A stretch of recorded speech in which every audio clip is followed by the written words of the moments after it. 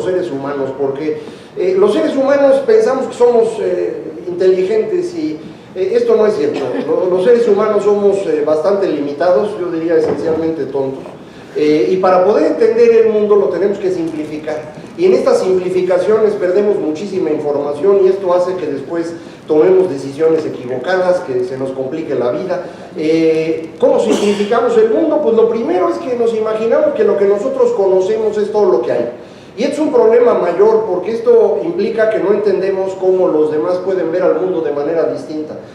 Pensamos que si alguien ve las cosas de manera diferente a nosotros, pues o es tonto o es mala persona, porque si no, pues pensaría exactamente igual que nosotros. Y no, lo que ocurre es que vemos distintas facetas de la realidad. Conocemos... Ya murió. ¿Ya regresó? Conocemos cosas distintas y por lo mismo interpretamos el mundo de manera diferente. Segundo, los seres humanos vemos las amenazas antes que las oportunidades. Esto es un fenómeno evolutivo. Todos los que están aquí porque alguno de sus antepasados logró escapar del león que lo perseguía para comérselo, y se escapó precisamente porque se dio cuenta que era una amenaza. Y seguimos pensando de la misma manera. Las amenazas son lo relevante para nosotros y de eso viven los medios de comunicación, de venderles amenazas a ustedes. Mucha gente dice que preferiría que los medios publicaran buenas noticias. Eso no puede ocurrir. Si un medio publica buenas noticias, nadie lo compra. Lo que ustedes quieren ver no son buenas noticias, son amenazas, porque eso es lo que los mantiene vivos. En tercer lugar, nos imaginamos que siempre hay alguien detrás de todo lo que ocurre. Esto también es evolutivo, pero no lo comparten con los demás animales. Esto es solo de los primates. Y la razón es muy sencilla. El principal predador de los primates es otro primate. A los gorilas los matan los gorilas, a los chimpancés los matan los chimpancés, y a los seres humanos normalmente nos mata otro ser humano. Entonces, esa es la razón por la cual si oyen en su casa un ruido en la noche, no se imaginan que se cayó el florero o que fue el gato, sino inmediatamente piensan, hay alguien ahí. Y es porque esa es la amenaza más importante para seguir vivo. Esto es un problema porque al no poder ver la realidad de manera completa, vamos a tomar decisiones, decía yo, erróneas, y esto se nota más cuando hay transformaciones. Cuando algo está cambiando, no lo podemos entender porque entendemos lo que conocemos, no lo que viene. Y nos fijamos más en los riesgos, en las pérdidas y no en las ganancias. Y sobre todo andamos pensando que alguien está ganando con todo lo que ocurre. De aquí vienen las teorías de la conspiración, el innombrable y cosas por el estilo. ¿Qué es lo que conocemos nosotros? Pues conocemos una economía industrial en donde había empleos estables con prestaciones asociadas a ellos. Una licenciatura garantizaba el éxito, el mundo se divide en izquierda y derecha y los medios masivos son los que nos dan la información. Bueno, esto ya no existe, ¿no? Esto dejó de existir hace tiempo y como siempre me van a decir ustedes que eso ya lo saben, ¿no? Que es evidente, que ya se acabó. Bueno, pues en realidad no se han dado cuenta porque siguen actuando como si esto todavía estuviera funcionando, de manera que se siguen preocupando por cosas que no tienen sentido, como por ejemplo por el petróleo. Si la economía ya no depende esencialmente de la industria, entonces ya no depende del petróleo y por lo tanto el petróleo empieza a consumirse cada vez menos, pero nos seguimos preocupando por él. Mantenemos las prestaciones atadas al empleo y ahora no generamos empleos, entonces la gente no tiene ni empleo ni prestaciones y por eso vive en la miseria. Seguimos pensando que estudiar sirve de algo, yo no sé de dónde sacaron esa idea tan extraña, pero la gente sigue pensando esto. Seguimos dividiendo al mundo entre izquierda y derecha y nos seguimos informando acerca del periódico y la televisión. Y esto es lo que nos hace ver el mundo de una manera inadecuada. ¿Qué es lo que está ocurriendo en el mundo en este momento? Hay al menos tres transformaciones importantísimas. Una, en términos tecnológicos, estamos usando la energía de manera distinta, ahora vivimos alrededor de las tecnologías de información y comunicaciones. En segundo lugar, cambia la economía, ya no nada más hay un polo de desarrollo en el mundo, hay muchos, y además hay un proceso de automatización extraordinario. Y tercero, en materia política, estamos viendo en el mundo un proceso de polarización y adicionalmente un fenómeno antiglobalización muy claro. Lo que no está claro es cuál es la relación entre las tres transformaciones, pero como los seres humanos no somos muy brillantes, lo que hacemos es encontrar la solución más sencilla, y la solución más sencilla es esta. La tecnología está acabando con los empleos, la gente pierde su empleo y entonces vota por Donald Trump o por el Brexit, y además hay calentamiento global. Bueno, esto es lo más sencillo, y lo sencillo casi siempre está equivocado, y en este caso yo creo que esto no es cierto. Es decir, esta explicación que es la sencilla, la que ustedes leen en los periódicos todos los días, esto no tiene ningún sentido. A mí me parece que lo que está ocurriendo es que el cambio tecnológico está generando una transformación en dos caminos distintos, uno hacia la economía y otro hacia la política. Y la relación entre economía y política no la tenemos en absoluto clara. Para que sea más evidente esto, déjenme usar datos. Esto es cómo ha cambiado el ingreso de los seres humanos, de todos los seres humanos, entre 1988 y 2011. No hay datos más recientes que estos, esta información tarda mucho en procesarse. Ahí están 7,000 millones de personas, de los más pobres a los más ricos. Y el movimiento hacia arriba es cuánto cambió su ingreso en el transcurso de esos 23 o 25 años. Y ustedes han escuchado por todos lados que el 1% más rico se está quedando con todo. Bueno, el 1% es este. Y como pueden ver, este 1% incrementó su ingreso en apenas 30%. Pero todo el mundo insiste en que se están llevando todo. ¿Quiénes son los que insisten en eso? Pues estos, cuyo ingreso creció 10, 15, 20% y pues les da envidia que los de los otros creció 30 y están enojadísimos. Pero estos son los que viven en Europa y son los que viven en Estados Unidos, o sea que son los que publican cosas y por lo tanto es lo que leemos. Pero el verdadero ganador de los últimos 25 años en la economía mundial es quien vive entre el 30 y el 80% de la distribución del ingreso. Ellos son los que realmente incrementaron su ingreso, lo multiplicaron por más del doble en el transcurso de estos 25 años. Pero ustedes no los conocen, y como no los conocen ni se imaginan que existan. Allá hay 1.300 millones de chinos, 1.200 millones de indios, 500 millones de personas que viven en el sur de Asia, 200 millones distribuidos entre África y América Latina, pero no los conocemos. Y entonces decimos, no, pues los 25 años de neoliberalismo han sido una tragedia. Pues no, para ellos no, mano. Han sido a lo mejor una tragedia para estos y ni siquiera, porque su ingreso sí creció menos que los demás. Pues sí, mano, pues quieren todo, ¿no? Es decir, lo que ha estado ocurriendo es un fenómeno de redistribución a favor de los que menos tienen, y esto me parece que es muy importante. Y si el mundo ha estado creciendo en los últimos 25 o 30 años y además el ingreso se ha distribuido mejor, entonces uno debería suponer que la pobreza está cayendo en el mundo. Y eso es efectivamente lo que ocurre. Si vemos el comportamiento de la pobreza, que son las 3 líneas de pobreza que mide el Banco Mundial, personas que viven con menos de $5.50, menos de 3.20, menos de 1.90, observen el comportamiento, sobre todo de la de hasta abajo, que es la línea de pobreza extrema. En 1980, más del 40% de los seres humanos vivía con menos de $2 al día. Hoy es menos del 10%. Es decir, en el transcurso de estos 30 o 35 años, logramos sacar de la pobreza extrema al 30% de la población del mundo. Medido en personas, 2.000 millones de seres humanos, que hace 30 o 35 años no podían ni siquiera comer, hoy tienen futuro. Es una cosa excepcional. Nunca antes en la historia de la humanidad habíamos hecho esto. Los mejores 25 años de la historia económica han sido precisamente los últimos 25. Nada más que no a todo el mundo le va igual. Y a los que no les va bien, pues se quejan. Y ahora ocurrió que a los que les fue mal o no les fue tan bien, es precisamente quienes viven en los países desarrollados, son los que tienen acceso a los medios, y es lo que nosotros estamos leyendo todo el tiempo. Pero en realidad el comportamiento de la economía mundial ha sido excepcionalmente bueno. Para poder comparar cómo estamos en el mundo y cómo está México frente a ellos, estos son el porcentaje de personas con los distintos niveles de ingreso. La barrita roja son menos de $2 al día, entre 2 y $10, entre 10 y 20, entre 20 y 50 y más de $50 al día. Pobreza extrema, les decía yo, es la barrita roja. ¿Cómo está México? Bueno, pues México no tiene un problema de pobreza extrema. Tan solo el 3% de los mexicanos vive con menos de $2 al día. Ahora, 3% significa 3 millones de seres humanos. Y no debería haber ni una sola persona que viviera con menos de $2 al día. Para traducir los dólares, no son dólares comunes y corrientes, son dólares de los que se llaman de paridad de poder adquisitivo. $2 al día significan 20 pesos diarios. Tenemos 3 millones de mexicanos viviendo con menos de 20 pesos al día. Esto no debería ocurrir. Pero ese no es el problema importante de México. El problema importante de México son las 2 barritas de color amarillo. Estas 2 barritas de color amarillo no son pobres extremos, son pobres moderados, pobres normales, como ustedes quieran decirlo. Pero esto lo que significa es que 85% de los mexicanos vive con menos de 200 pesos al día. Esto es una tragedia. 200 pesos al día alcanzan para vivir, pero no alcanzan para poder desarrollarse plenamente. Y sobre todo no alcanzan para que estas personas participen de la economía. Lo cual significa que solo el 15% de los mexicanos realmente participa en la economía. Es decir, solo 15% de los mexicanos tienen más de 200 pesos diarios para vivir. Y ese es el mercado interno. Y luego se quejan, el mercado interno mexicano no funciona. Pues ¿cómo va a funcionar, hermano, si no hay nadie? Es 15%.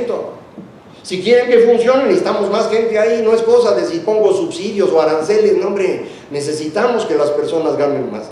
Para comparar, ahí está Brasil. Brasil tiene un problema de pobreza extrema mayor que el mexicano, pero observen, tiene menos pobres moderados. Solo el 80% de los brasileños vive con menos de 200 pesos al día, lo cual significa que su mercado es del 20% de una población que es del doble de la de México, y por eso Brasil tiene un mercado interno que más o menos funciona. Chile, que era el país más desigual del mundo hace muy poco tiempo, ahora está mucho mejor que nosotros. Después de 25 o 30 años de hacer las cosas bien, tienen solo 70% de su población con menos de 200 pesos al día. Y para que sientan feo, comparo con algunos ricos. Ahí está España, Estados Unidos y el paraíso. En Dinamarca ni se fijen porque nunca lo van a ver, ¿no? O sea, ¿para qué lo están viendo? No quiero decir que no vayan a conocer Copenhague, seguramente irán de viaje algún día, andarán en bicicleta, pero a lo que me refiero es que Dinamarca es algo inimaginable para México, no vale la pena pensar en eso. Los mexicanos nunca vamos a hacer eso. Nosotros podemos hacer lo que hace España. España es como nosotros, son desordenados, están en la fiesta todo el día y aún así son ricos. Es decir, no necesita uno tener reglas muy estrictas para ser rico, se puede, España lo hace.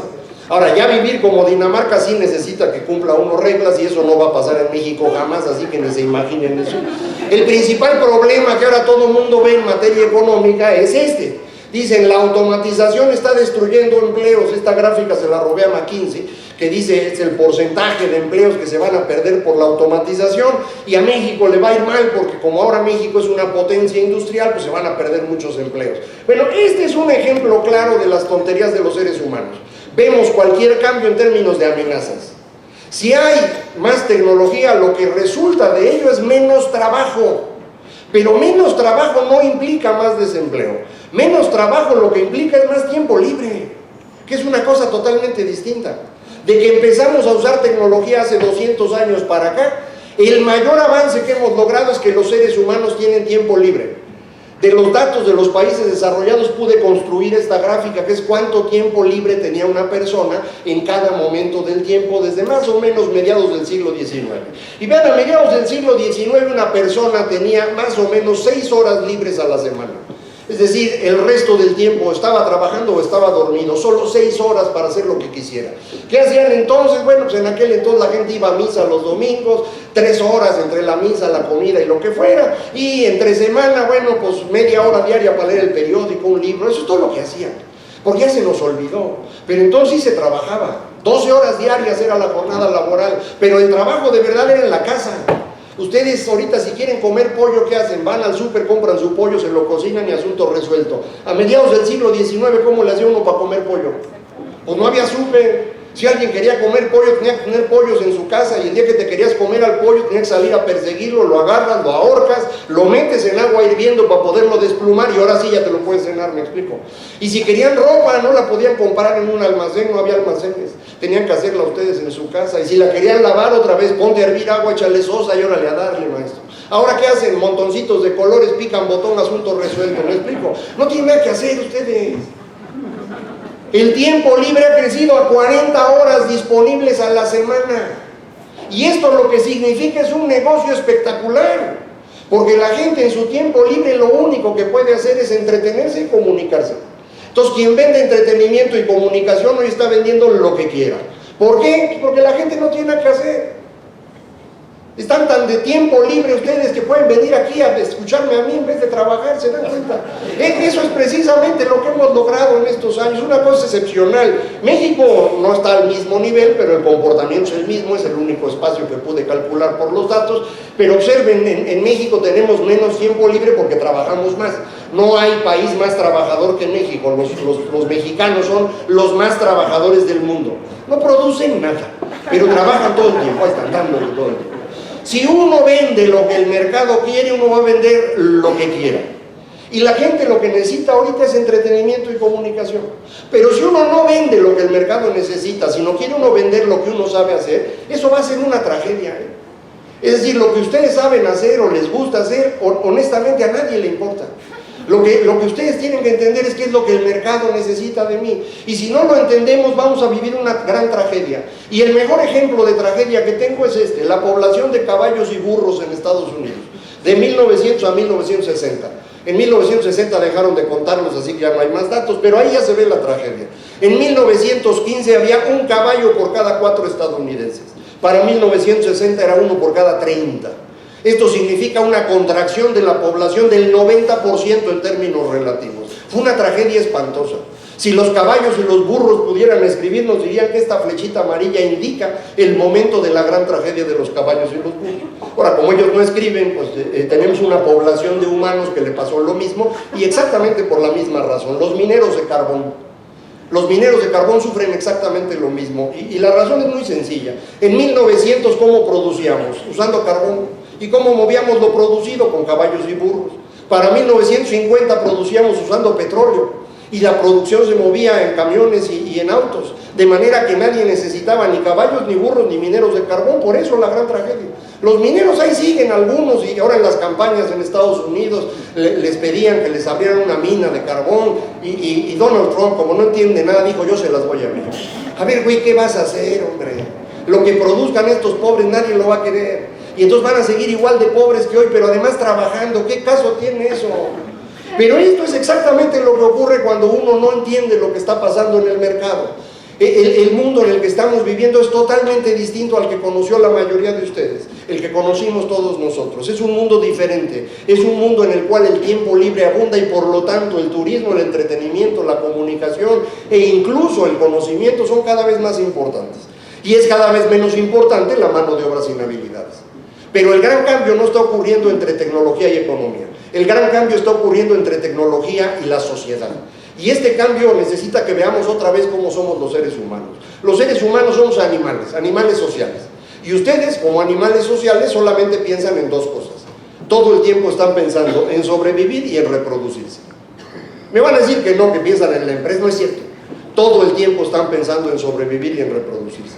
Pero como son animales sociales, para poder lograr esto, necesitan formar parte de un grupo, y dentro de ese grupo estar lo más alto posible, porque eso es lo que les va a garantizar sobrevivir, reproducirse, y que su descendencia sea exitosa, que al final es lo único que importa.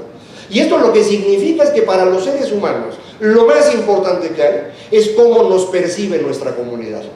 El dinero no tiene importancia. El dinero sirve para alcanzar estatus, pero lo relevante es el estatus. Y esto es importante entenderlo, porque si yo estoy en riesgo de perder estatus, eso sí es una amenaza seria. Si ustedes perdieran todo el dinero que tienen hoy, pero su comunidad lo siguiera viendo igual, ustedes vivirían tranquilos. Al revés, no. Perder el estatus, aunque sea a cambio de muchísimo dinero, es algo inaceptable. Es algo que no podemos procesar. Entonces, lo más importante para nosotros es el estatus, y el estatus depende del grupo en el que yo estoy. Y para formar grupos, los seres humanos usamos la gran diferencia que tenemos con los animales: la comunicación. Por alguna razón extraña, la gente cree que los seres humanos piensan. Yo no sé de dónde sacaron esa idea tan extraña. O sea, sí piensan, pero no mucho, ¿no? O sea, el mejor ejemplo es: piensan más o menos igual que un gato. Un día que tengan oportunidad, observen con cuidado a un gato y van a ver que piensa igualito que ustedes. ¿Cuál es la gran diferencia entre el gato y ustedes? Que ustedes hablan. Y hablar es lo que nos ha permitido construir todo lo que tenemos. Aprendimos a hablar, no sabemos exactamente cuándo, pensamos que hace 150, hace 100,000 años, más o menos por ahí. Y lo primero que hicimos fue tratar de entender el mundo. Y como nuestro mundo eran los animales, eso fue lo que pintamos en las cavernas de todo el mundo hace 50,000 años. Hace 15,000, a un grupo se le ocurrió una idea brillante. A uno de sus muertos, en vez de enterrarlo completo, le quitaron la cabeza, le limpiaron muy bien el cráneo, lo arreglaron, lo pintaron, le pusieron conchitas en los ojos y lo colocaron en el centro de la vivienda. Y empezamos a adorar a nuestros antepasados. Antes de ese momento no había existido nunca un grupo humano de más de 60 personas. A partir de ese momento, al tener esta referencia común, pudimos juntar 100, 200, 300 personas que vivían en el mismo lugar 1 año, 2 años, 3 años, empezaron a entender los ciclos de las plantas e inventamos la agricultura. Hace 6,000 años aprendimos a escribir, y cuando uno escribe puede hacer historias más complejas, y cuando uno hace historias complejas podemos elevar el nivel de los antepasados y los convertimos en dioses. Dioses locales aquí de la ciudad, sencillitos, pero un Dios de esos te permite juntar 2000 personas. Y cuando la escritura la pueden entender muchas personas, ese Dios local se convierte en un Dios universal. Y con un Dios universal tú ya juntas millones de seres humanos y puedes hacer un imperio. Todos los imperios de la antigüedad, el imperio romano, el imperio Han en China, el imperio parto de Persia, todos se crearon alrededor de esta idea. Y así vivimos muchísimo tiempo hasta que se nos ocurre inventar la imprenta. Y la imprenta es un problema mayor, porque cualquiera puede publicar sus tonterías y todo el mundo las lee. Es decir, la imprenta genera un mercado libre de ideas. Y cuando hay un mercado libre de ideas, mantener vivo a Dios se hace imposible. Y empezamos a matar a Dios. Y el problema es que Dios es lo que nos mantenía unidos. Y tuvimos que inventar algo para sustituirlo. Inventamos la razón. Por eso ustedes creen que piensan. Porque llevamos 500 años insistiendo en que pensamos, en que podemos explicar el mundo con la ciencia, nos podemos gobernar con la democracia, podemos vivir juntos en naciones. La nación es un invento del siglo XVII, muy reciente. E inventamos la nación para poder vivir juntos aunque creyéramos en dioses distintos. Pero ya no nos tocó eso a nosotros nos tocan los medios masivos. Y los medios masivos son muy diferentes, porque no transmiten razones como la imprenta, transmiten sensaciones, sentimientos, de manera que las generaciones del siglo XX son las más sentimentales de la historia. Hemos sido tan sentimentales que ahora hay gente que cree que los gatos y los perros son mejores que los seres humanos porque generan más sentimientos. Y fuimos tan sentimentales que educamos mal a la siguiente generación y por eso ahora lo estamos pagando. Estamos en un cambio de tecnología de comunicación importantísimo. Nos estamos comunicando ahora a través de otra forma, las redes sociales. Y observen cómo en toda la historia de la humanidad hemos tenido un puñado de tecnologías distintas. Y a cada tecnología corresponde una forma de entender el mundo y una forma de organizar la sociedad.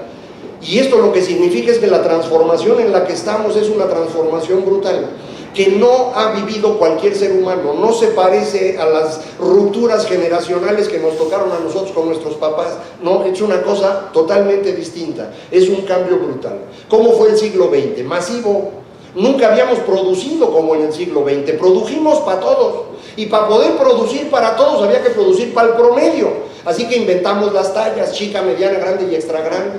Oiga, que a mí la mediana no me queda, pues mira, o engordas para que te quede la mediana, o en flacas para que te quede la chica, pero no hay más. Porque para poder producir para todos tengo que hacer tallas y tengo que producir de esa manera. Y si yo tengo medios masivos de comunicación y producción masiva, entonces tengo política masiva. Y entonces dejo de elegir al mejor político o a la persona más calificada para elegir al que sale mejor en la tele. No estoy hablando de Peña Nieto, estoy hablando de John F. Kennedy, el primer presidente que llega al poder porque estaba bonito en televisión. Pésimo presidente, pero no importa, se veía bonito y su mujer también. Y entonces nos siguen adorando a día de hoy. Porque en el siglo XX inventamos las celebridades, una cosa que no existía antes y que de hecho ya no está existiendo ahora. Los viejitos que estamos aquí nos acordamos de que en nuestros tiempos sabíamos los grupos musicales, estaban los Beatles, los Rollings, The Who, el que ustedes digan. Hoy los grupos ya ni siquiera tienen nombre. Los chavos van a una cosa que se llama Corona Capital. 60 grupos que tocan casi al mismo tiempo, nadie sabe ni cómo se llaman. ¿Por qué? Pues porque ya no tiene sentido la celebridad. La última celebridad de la historia es Donald Trump, para que vean cómo todo siempre acaba en tragedia. El siglo XXI es totalmente distinto. En el siglo XXI nos comunicamos a través de las redes sociales. Y las redes sociales no transmiten razones como la imprenta ni sensaciones como los medios masivos. Transmiten información, simplemente. Ustedes reciben información en su dispositivo, le quitan tantito, le ponen tantito y la vuelven a enviar. Y nunca supieron si era cierta o falsa. Ya la mandaron.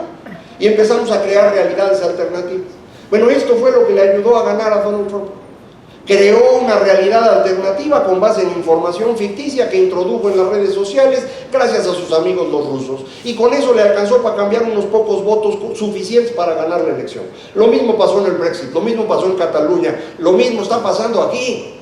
Ya está comprobado que efectivamente, ¿se acuerdan en el debate que el señor Anaya saca un papelito con una dirección para que fueran a ver los documentos del señor López? En 10 segundos esa dirección estaba tirada. 70,000 solicitudes de entrada denegadas que venían de Rusia, tumban la página. Para que vean qué bonito es esto. Y lo que pasa es que no entendemos cómo funcionan estas porquerías. Del otro lado de este aparatito que todos tienen, hay 4,000 millones de personas. Es decir, cualquiera de ustedes podría comunicarse con 4.000 millones de seres humanos. ¿Con cuántos se comunican? Con los menos posibles. Ustedes solo se comunican con quien piensa y hace lo mismo que ustedes. ¿Por qué? Porque pueden. Tienen su dirección de Facebook, su dirección de Twitter, de Instagram, de LinkedIn, de WhatsApp, lo que tengan, y ya están sus amigos opinando. Y cuando algún amigo dice una cosa que a ustedes no les gusta, ¿qué hacen? Vámonos, güey. Lo desaparecen. ¿Por qué? Porque puedes. En la vida real uno no puede desaparecer a las personas, es ilegal. No puede uno desaparecer al marido, a los hijos, a los amigos, pero en las redes sí. De manera que ustedes eliminan a todos aquellos que piensan distinto y se quedan solo con quien piensa igual que ustedes.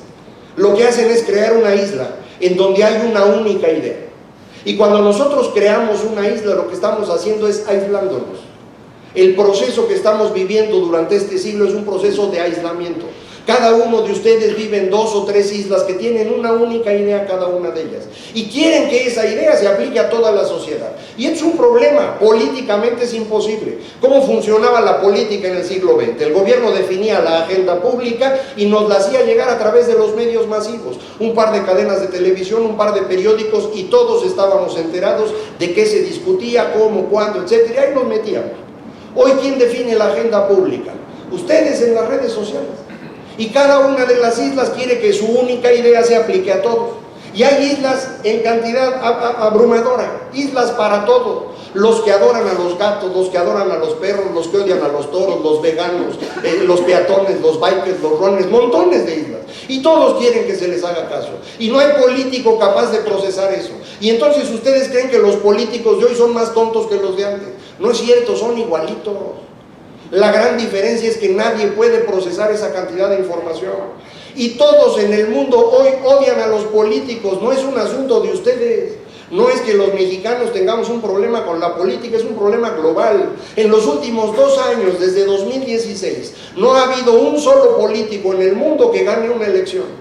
Todas las elecciones en el mundo de 2016 para acá han sido ganadas por cosas o gentes que vienen de fuera. La idea del Brexit, Donald Trump, el señor Macron, Kunz, Babis, en Alemania no gana nadie y negociaron como pudieron, en Italia tampoco ganó nadie y no pueden poner un gobierno decente, en España ni siquiera llamaron elecciones porque no iba a ganar nadie. Entonces el problema que tenemos con los políticos no es nuestro, es un problema general, es un problema del mundo entero. Y esto tiene que ver con esta dificultad que tenemos de entender las nuevas tecnologías que nos están llevando a pensar distinto y para las cuales no tenemos procesos que nos permitan ayudar a manejar esta cantidad de información. ¿Cómo va a ser el siglo XXI? A la medida. Hoy ya podemos producir exactamente lo que el cliente necesita. Ustedes, por ejemplo, ya no ven televisión. Ahí tienen el armatoste porque ya lo habían comprado, pero ya no ven televisión, ven una cosa distinta que se llama streaming. Ven Netflix, ESPN, HBO, si les gustan las telenovelas ven Blim, es decir, ven lo que ustedes quieren a la hora que quieren. Ya no toman café, ustedes toman una bebida hecha especialmente para ustedes. Es tan especial que hasta le ponen nombre al vasito, ¿a poco no? Y pagan 5 veces más por ese vasito. Pero es que nadie más tiene esa bebida, dicen Macario, solo Macario tiene ese vasito, ¿me explico? Podemos producir exactamente lo que el cliente necesita.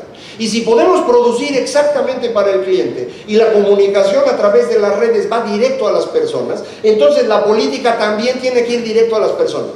Y eso es lo que no están entendiendo los políticos. Y nos dan ideas para todo el país y nadie quiere oír esas ideas. Ese es el problema que tuvo la señora Clinton en Estados Unidos. Tenía brillantes ideas de política pública, a nadie le importa. Donald Trump sí lo entendió. Y a cada público le decía exactamente lo que quería oír, sin importar si era contradictorio con lo que acababa de decir media hora antes. Hubo un día que yo le encontré 4 opiniones contradictorias sobre el aborto, en 4 públicos distintos, sin ningún problema. ¿Qué es lo que está haciendo el señor López Obrador? ¿Qué va a hacer con el aeropuerto? Lo va a cancelar. No, mejor va a revisar los contratos. No, mejor lo va a poner a votación. No, mejor va a hacer concesión. Bueno, que se quede como está. Nadie sabe qué va a hacer. ¿Por qué? Porque a cada grupo le ha dicho una cosa distinta. De manera que cada uno de los grupos cree que su candidato piensa lo mismo que ellos. Es decir, la gente que va a votar por López Obrador, cada uno de ellos tiene un López Obrador distinto en la cabeza. Al final el López Obrador es nomás uno y va a acabar haciendo, igual que el señor Donald Trump, Lo mismo que pensaban desde hace mucho tiempo. Tanto Trump como López Obrador definieron el mundo en los años 70. Eso es lo que entienden y eso es lo que van a tratar de hacer. Pero lo han explicado de manera que la gente cree que están pensando lo mismo que ellos. Y esto es lo que ha ido complicando muchísimo las cosas. Entonces, la manera como está funcionando la política hoy en el mundo es totalmente distinta. ¿Cómo llegamos a esto? A mí me parece que el gran cambio ocurre en octubre de 1989, cuando cae el muro de Berlín. En ese momento quedó absolutamente claro que la izquierda no tenía sentido. Las utopías de izquierda del siglo XX fueron un fracaso absoluto y quedó totalmente claro cuando cae el muro de Berlín.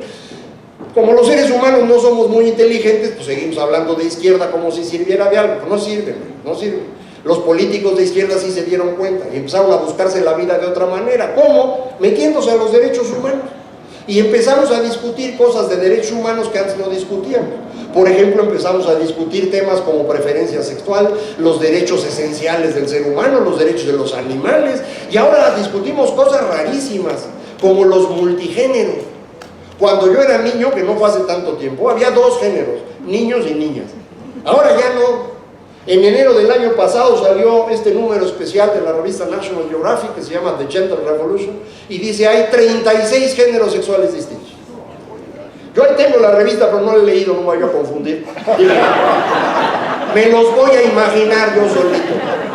Me puedo imaginar 10, no llego más que a 10. Pero no importa lo que yo piense, hay 36. Si yo no me los puedo imaginar es porque me falta imaginación.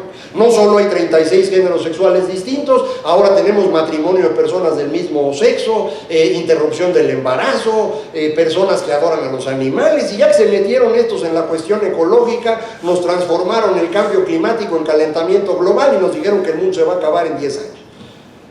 Esas bolitas anaranjadas es en lo que el mundo está pensando hoy.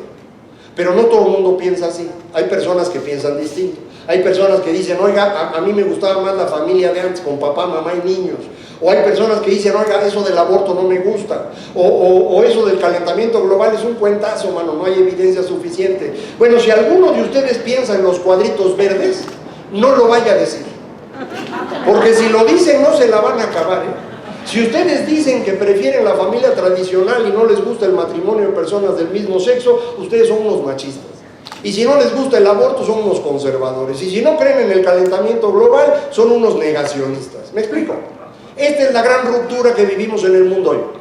Esta ruptura es producto de la nueva tecnología de comunicación, que ha permitido pensar de manera distinta, pensar en las bolitas anaranjadas, que no podíamos usarlo antes, no había manera de imaginar eso, ahora sí puede existir. Y esto significa que la ruptura que tenemos hoy es una ruptura similar a la que ha ocurrido en las 5 o 6 ocasiones anteriores en que cambió la tecnología de comunicación. No es un asunto menor. ¿Quiénes son los que están pensando en las bolitas anaranjadas? Los jóvenes que viven en ciudades grandes, que tienen estudios superiores y ya no son muy religiosos. ¿Quiénes piensan en los cuadritos verdes? Los viejos, para que no haya duda, viejos significa más de 40 años. Ya, para que se den cuenta que prácticamente todos están ahí, los viejos, que viven en ciudades más pequeñas, que tienen menos estudios y que son más religiosos. Esta es una ruptura brutal. No es una ruptura generacional normal, esto es un cambio profundo de cómo funciona el mundo. Y esto significa algo gravísimo. Si el mundo está pensando distinto, el grupo con el que yo me comunicaba está dejando de existir, lo cual significa que mi estatus dejará de existir muy pronto. Y esa es la peor amenaza que puede tener un ser humano. De manera que los viejos están tratando de defenderse. Es una defensa infructuosa al final, porque los jóvenes van a ganar, simplemente porque los viejos se van a morir antes, pues. Entonces los jóvenes van a acabar ganando. Pero los viejos se quieren defender. ¿Y cómo se defienden? Pues como se puede, hermano, votando por Trump, votando por el Brexit. Es lo único que hay. Es una pésima solución, sí, man, pero eso es lo que ocurre. Eso es lo que estamos viendo hoy en todo el mundo. Y este fenómeno es importante para México porque México no es un país aislado. Todo lo que nos pasa es porque está pasando afuera también. Nos descubrieron cuando andaban descubriendo América, África, Asia. Nos independizamos porque Napoleón invadió España. Aquí nos cuentan el cuento de Miguel Hidalgo y José María Morelos. No, hombre, Napoleón invadió España, cayó el gobierno español, desapareció el imperio, América Latina se independizó. Nos invadieron los franceses porque Estados Unidos estaba en guerra de secesión. Termina la guerra de secesión en 1865 y los franceses se van. Y ahí sale Juárez diciendo, yo los corrí. ¿Cuál, güey? Se fueron hace 2 años, güey. Porfirio le fue bien porque entre 1870 y 1914 le fue bien a todos con la primera globalización. Cárdenas construye un régimen corporativo porque entre 1926 y 1940 todos los regímenes del mundo fueron corporativos. Y nos volvimos democráticos a final de los 90 porque toda América Latina hizo lo mismo. Es decir, México se mueve con lo que pasa afuera. Y lo que está pasando afuera es eso que acabo de comentar, no es un asunto de desigualdad. Aquí nos platican un cuentazo de que México está siendo desigual y por eso la gente vota por López Obrador. Esto es falso, hombre. México no se está haciendo desigual, ya era desigual. Son 30 años que mantenemos la misma desigualdad, no ha cambiado. No, lo que está ocurriendo es que los jóvenes en México están empezando a ver el mundo distinto, están tratando de encontrar algo para enfrentar ese mundo del que se quieren separar y lo único que encontraron fue a López, y ahí van con López. Al final van a darse cuenta que López no era lo que ellos creían. Pues sí, pero ni modo, ya lo hicieron. Es lo mismo que los viejitos votando por Trump o por el Brexit en los otros países. Ahora, México tiene sus particularidades. Durante el siglo XX vivimos en un régimen muy particular, el régimen de la Revolución, que era un régimen autoritario, corporativo, en el que todo el poder se concentraba en una sola persona y en donde la corrupción resolvía todos los conflictos. A ustedes ya se les olvidó, porque a todo el mundo se le olvida. Pero en el siglo XX todos los problemas en México se resolvían negociando. Y negociar significa una lana de por medio o un favor por otro. Bueno, eso es corrupción. Y eso es lo que hicimos todos en el siglo XX. Y esta cosa más o menos funcionaba, pero luego nos volvimos democráticos. Y cuando nos volvimos democráticos resulta que ya no estaba concentrado el poder en una sola persona, sino que empezamos a tener un montón de poderes distintos. Los poderes federales autónomos, los gobernadores sin jefe, sindicatos independientes, empresarios monopólicos, hasta el crimen organizado. Y todos con ellos había que estar negociando. Y entonces lo que tenemos hoy es un Estado absolutamente incapaz. El Estado mexicano no puede proveer seguridad y justicia. Y cuando un Estado no provee seguridad y justicia no sirve para nada. Milagrosamente no nos hemos matado todos los mexicanos, pero no hay ninguna razón para que eso no ocurra. No tenemos un mecanismo para evitar problemas mayores porque el Estado mexicano no está funcionando. ¿Qué hacemos para resolver esto? Pues solamente hay tres soluciones. Una es tratar de seguir haciendo lo mismo pero reducir la corrupción. La otra es decir, vamos a hacer una cosa diferente por completo, un régimen diferente, de corte europeo de ser posible. Y la última es decir, vámonos para atrás a hacer algo que ya sabíamos hacer. Bueno, estas son las únicas tres opciones que hay y las tres tienen nombre. Son Mid, Anaya y Andrés Manuel. Ahí estoy, sí, gracias. Es Mid, Anaya y Andrés Manuel. No hay más, son las tres que tienen. Aunque no les gusten, son las únicas. Ahí escojan la que sea preferible para ustedes, pero es la única opción que tenemos. ¿Qué estamos decidiendo los mexicanos? Sorprendentemente estamos decidiendo por edad. Esta es la encuesta de Mitofsky de marzo. Aquí se nota muy claramente el proceso en el que empezamos a decidir por edad. ¿Qué quieren los jóvenes? Los jóvenes quieren regresar al régimen pasado. ¿Por qué? Porque no tienen idea qué es eso. Y no importa que les diga uno, no entienden nada. Les dice uno, usted no sabe. Hombre, hermano, yo estuve ahí, de veras, no, usted no sabe nada. Pues ahora le hagan lo que quieran. ¿Qué quieren los medio jóvenes de entre 30 y 50 años? Pues lo que quieren es un régimen distinto. Nuevo, completamente, o regresarnos al pasado. Lo que no quieren es seguir haciendo lo mismo. ¿Y qué quieren los viejos? Los viejos quieren o nos seguimos como vamos o nos regresamos al pasado, pero no vamos a construir nada nuevo. ¿Por qué? Porque son viejos, ¿no? Los viejos no construyen cosas nuevas, y menos si no les va a alcanzar para verlo, ¿no? Entonces por eso no lo quieren hacer.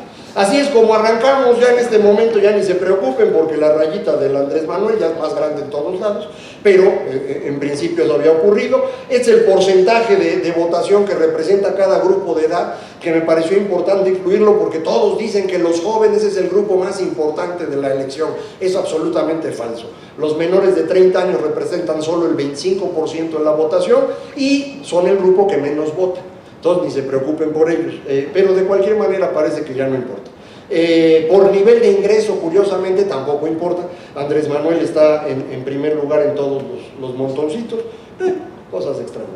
¿Qué es lo que vamos a hacer? Pues lo que indican todas las encuestas es que la opción de seguir haciendo lo que hacíamos, corrigiendo detalles, nadie la quiere. Es decir, 80% de los mexicanos dicen no queremos al PRI.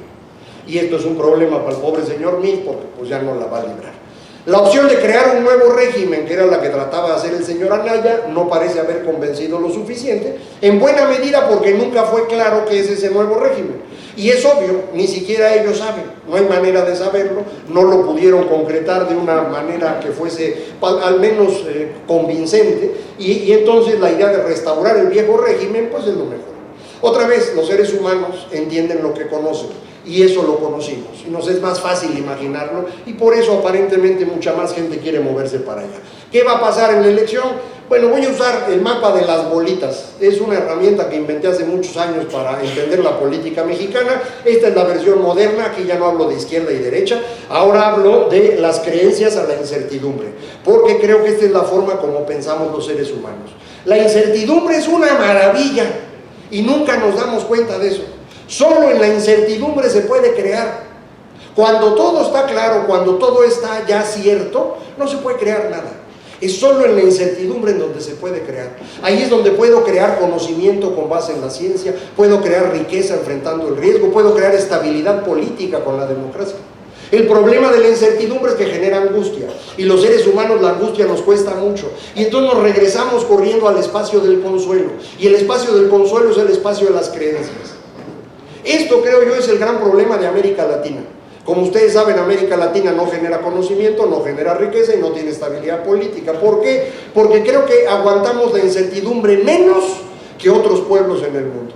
Y al primer asomo de incertidumbre y de angustia, ahí vamos corriendo con la Virgen de Guadalupe para que resuelva las cosas. Pues así no se puede. Hay que dejar descansar a la Virgen, ponerse a trabajar unos días, a ver qué pasa, a ver si eso funciona. De abajo hacia arriba mido las reglas. Abajo las reglas más sólidas que existen, que son las instituciones, y arriba la ausencia total de reglas. Anomia es la palabra bonita para decir no hay reglas. Y esto me lleva a 4 espacios políticos diferentes, en donde no hay ni reglas ni certidumbre, no hay nada, no hay gobierno, hay anarquía.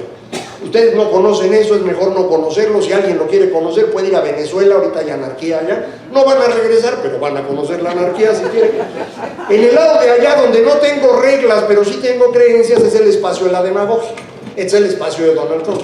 Donald Trump gana la elección rompiendo las reglas del sistema político estadounidense, hablándole directamente a las creencias de su gente. Es el mismo espacio de López Obrador. El espacio natural de los seres humanos es donde hay creencias y reglas. Y lo que hacemos es formar jerarquías. Ahí vivimos muy tranquilos. La familia, la empresa, la iglesia, la escuela, el ejército, todas son jerarquías. Y el espacio bonito es este, el de la creación, en donde yo tengo incertidumbre pero con reglas. ¿Onta México? Bueno, pues a mí me parece que el espacio de los partidos políticos es este cuando inició la elección. Ahí está Morena, el PRD, el PRI y Acción Nacional. Y más importante es dónde está la población. Creo que México tiene 2 grupos de población muy diferentes, 2 montoncitos, que voy a pintar aquí como si fueran 2 montañitas vistas desde arriba, vean, montoncitos de 10, 20, 30% del voto, como si estuvieran viendo 2 montañas desde arriba, y ahí están nuestra población. ¿Dónde estaban los candidatos al inicio de las campañas? Andrés Manuel por allá, aquí está Ricardo Anaya, Margarita y José Antonio Meade. ¿Qué es lo que debería pasar? Cuando platicaba yo usando esta gráfica hace 6 meses, decía yo, pues para ganar hay que llegar al centro de las pelotitas, que es donde está la votación, y Andrés Manuel tendría que hacer esto, pero eso no va a ocurrir, decía yo, porque Andrés Manuel es incapaz de negociar, entonces no va nunca a moverse hacia el centro. Bueno, me equivoqué, sí se movió hacia el centro, pero tuve razón, nunca negoció. Ocurrió un fenómeno extraordinario que yo no esperaba que fuera de tal magnitud. El PRI se derrumba, pero por completo. Y esto yo no lo esperaba en ese tamaño. De pronto los priistas de todo el país se dan cuenta que la gente no va a votar por ellos. Y si ellos no consiguen los votos, van a perder su trabajo. Y no solo eso, muchos de ellos van a acabar en la cárcel. Y entonces lo que hacen es buscar a un líder que los salve de eso. Ya salen corriendo y se encuentran al Señor del Gran Perdón, que les dice: venid conmigo, hijos míos, yo os protegeré. Y ahí van todos con él. Y este desplazamiento del PRI hacia Morena es lo que explica no solo que Andrés Manuel se coloque en este centro que están viendo allá, sino que Meade se mueva hasta el espacio cercano al de Margarita. Y esto le abre a Ricardo Anaya el lugar para poder competir con el señor López Obrador. ¿Cómo va la votación? Bueno, estos son los votos desde que se cuentan en México: el PAN, PRI, PRD, Morena y el resto de los partidos. Morena, para poder competir, tenía que hacer algo que yo decía: eso no va a pasar, nunca ha pasado algo así. Pues sí, eso no podía pasar. Lo que ocurrió es que la raya morada se convirtió en la roja y la roja en la morada. Es decir, Morena se convierte en el partido político más grande de México y el PRI se convierte en el cuarto o quinto partido de este país. Ese es el fenómeno que ustedes están viendo. Y las dos cosas son importantes. O sea, no es solamente que Morena esté ganando la elección y López Obrador muy probablemente sea presidente, sino que además el PRI deja de existir. Y eso es algo que ninguno de ustedes ha vivido. Todos los mexicanos que hoy vivimos hemos vivido en un país en donde el PRI era o el principal partido o el eje alrededor del cual se hacía la política. Bueno, eso desaparece a partir del 2 de julio. Y no tenemos la más remota idea de cómo vamos a procesar eso. Esto es más o menos cómo van la votación por encuestas. Aquí corté al 11 de junio, los últimos 5 días se ha seguido abriendo la brecha. Andrés Manuel sigue creciendo poquito, pero sigue creciendo, y Anaya y Mira siguen dando vueltas entre ellos muy divertidos. ¿Qué es lo que va a ganar el que va a ganar? Problemas. Yo de veras no entiendo por qué quieren ser presidentes si nada más hay problemas, pero bueno. ¿Cuántos problemas? Yo digo que nada más hay 3. Yo sé que a ustedes les encanta tener muchos problemas, pero yo digo que nada más hay 3 problemas en México. Problema 1, impunidad, que vemos reflejado en inseguridad y en corrupción. Problema 2, el gobierno mexicano no tiene dinero. Problema 3, educación. Y una cosa que no es exactamente un problema, sino una característica muy importante: este no es un país, son 2 países. Déjenme muy rápido hablar de esto para terminar. Primero, no se puede vivir en democracia si no hay reglas parejas para todos. Y para que pueda haber reglas parejas para todos, hay que castigar a quien no las cumple. Esto está absolutamente claro. Problema, los mexicanos no sabemos hacer eso, porque en el siglo XX no había reglas, no había democracia, no necesitábamos reglas, el presidente decidía y los demás hacíamos caso. Ahora que necesitamos reglas, necesitamos castigar a quien no cumple, y no sabemos castigar a la gente. No solo no sabemos castigar, no tenemos cómo. No hay un sistema de seguridad pública que funcione, no hay un sistema de impartición de justicia, no hay cárceles. ¿Y por qué no hay? Pues porque no estamos invirtiendo en ello. México invierte en seguridad, justicia y defensa el equivalente a 1.4% del PIB. Es el gasto más pequeño del mundo. Es una cosa para mí increíble. Después de 10 años de una espiral de violencia creciente, México sigue siendo el país que menos gasta en seguridad, justicia y defensa. Los países de la Unión Europea gastan 4 puntos del PIB. Estados Unidos gasta 5, Colombia gasta 6, nosotros menos de 1,5%. Pues con eso no se puede. ¿Para qué alcanza 1,5% del PIB? Pues para el policía gordito y chaparro que está allá afuera, que no va a arriesgar la vida por ustedes por 4,000 pesos mensuales, y tiene toda la razón. ¿Cómo se resuelve el problema de inseguridad? Pues con policías de 2 metros, bien educados y bien armados. Nomás que salen más caros, ¿no? Y hay que pagarlo. ¿Por qué no lo pagamos? Pues porque no tenemos dinero. Esto es lo que gastan los gobiernos de los países civilizados. Esta es la Unión Europea en promedio. Quité a los países que hablan inglés porque ellos gastan distinto, aparecen a continuación, pero ahí están, no sé, Francia, Italia, Dinamarca, España, Holanda, todos esos países que a ustedes les gustan, ahí están. ¿Cuánto gastan los gobiernos de esos países? 50% del PIB. Los países que hablan inglés gastan un poquito menos, entre 35 y 40% del PIB, nosotros gastamos 25%. ¿Por qué gastamos menos? Porque pagamos menos. Para poder gastar 50% del PIB los países europeos, los ciudadanos pagan el equivalente a 45% del PIB. ¿Cuánto pagan ustedes aquí en México? 15%. Entonces, ¿se puede vivir como Dinamarca, como Francia, como Holanda, como España? Pues sí, hay que pagar el triple. No quieren pagar el triple, no hay problema, pero van a vivir en México. Lo que no se puede es pagar como en México y vivir como en Dinamarca, eso no se puede. Siempre que digo esto, todo el mundo pone caras serias, ¿eh? No se sientan mal por verme feo. Todas las conferencias me ven feo, no importa, es mi chamba decirles, tienen que pagar más, peor, van a pagar más. Porque no importa quién gane, va a haber reforma fiscal y les van a cobrar más. Yo vengo a avisarles con tiempo para que se pongan flojitos desde ahorita y no sientan tan gacho. Pero ese no es el principal problema de México. El principal problema de México es este. Estas son las 3 cosas que mide la prueba PISA: matemáticas, ciencias y lectura. Es el porcentaje de jóvenes en nivel de excelencia en distintos países. Vean los 2 primeros, Corea y Japón. Más del 20% de sus jóvenes están en nivel de excelencia en matemáticas. No sé si alcanzan a ver unos puntitos de colores al final. Ese es México. No se puede competir así, no hay manera, es imposible. Nunca vamos a poder competir en serio así. Y luego se enojan conmigo porque pongo esta gráfica y dicen, sí, pero son puros países desarrollados, pon América Latina. Bueno, ahí está América Latina, para que no digan. Le ganamos a Dominicana. Creo no vinieron al examen y por eso ganamos. Ahora, la realidad es peor que la gráfica. El resultado promedio de los jóvenes mexicanos en las 3 materias es el segundo mejor de América Latina. Empatados en primer lugar están Chile y Uruguay, luego está México, luego Costa Rica, Colombia, Argentina, Brasil, Perú, todos para abajo. Somos los segundos mejores de América Latina en el promedio. En el porcentaje de jóvenes en excelencia somos los peores. ¿Cómo puede ocurrir un fenómeno de este tipo? Muy fácil. El sistema educativo más igualitario del mundo es el mexicano. Si sus hijos están en la mejor escuela y la más cara de la Ciudad de México, de Monterrey, o están en la escuela más sencilla del municipio más pobre de Oaxaca o Chiapas, el resultado al final es el mismo. Van a salir sin saber nada. La escuela mexicana está diseñada para destruir capital humano.